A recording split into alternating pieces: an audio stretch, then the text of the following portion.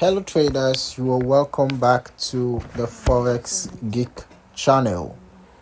Now in this particular video, in this tutorial, we're going to be discussing how to trade stocks on iPhone.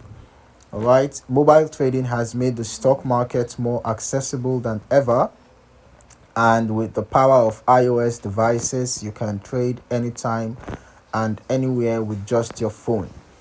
So in this video, we'll break down everything step by step so you know exactly how to trade stocks on iPhone. Now, the first step is going to be downloading a reliable trading app. There are many trading apps out there. But for the purpose of this video, we're going to be using the Nemo trading app. So you just go to your app store and you download the trading app of your choice. Okay, you must not necessarily use the Nemo, but that's the app we're going to be using for this tutorial. All right, so you just go to the app store, you download the application, and then we're going to proceed to creating an account or logging in, right, depending if you already have an account. Okay, there are many options available, remember, but always make sure that you choose an application from a reputable broker that is properly regulated. Read reviews, check ratings, and ensure that the app has the features that you need, such as the real-time charts, different order types, and portfolio management tools. All right, so once you have downloaded the app, the next step is going to be creating and verifying your account. Okay, so you have to create an account. All right, and then you fill in all the details. You put in your email address, your phone number, and all of that. All right, most apps will ask for basic information like your name, your email, and password. You'll also need to go through a verification process, which may involve uploading a government issued ID and proof of address. Now that process will likely come once you are done filling in all your personal information. Once you're done putting in your email and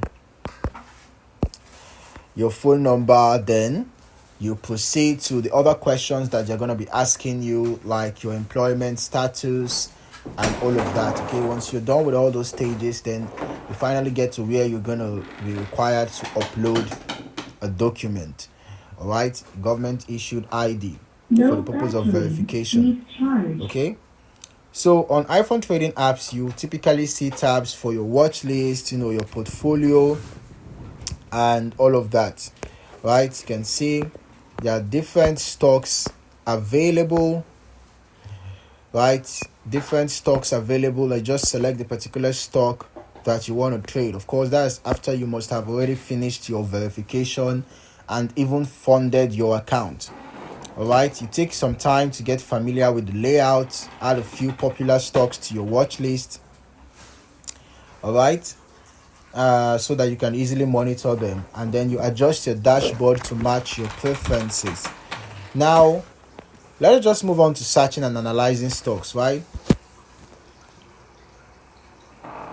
So using your iPhone app, you can just type in the company name or the ticker. For example, let's say we want to analyze Amazon stock. You just search for it and you tap on it and it opens. Okay, so you're gonna see the chart that is available. You're gonna see other information that are available here on the Nemo app. We can see trending news topics, analyst recommendation, potential profit, financial health, investment type, dividend sentiment, and the rest of that, right? So you can see whatever information that is available in order to guide your trade or to inspire your trade decisions. Okay, so when you are ready to place a trade, of course you will need to fund your account first. After depositing money into your account, then you can see the buy and sell button down here.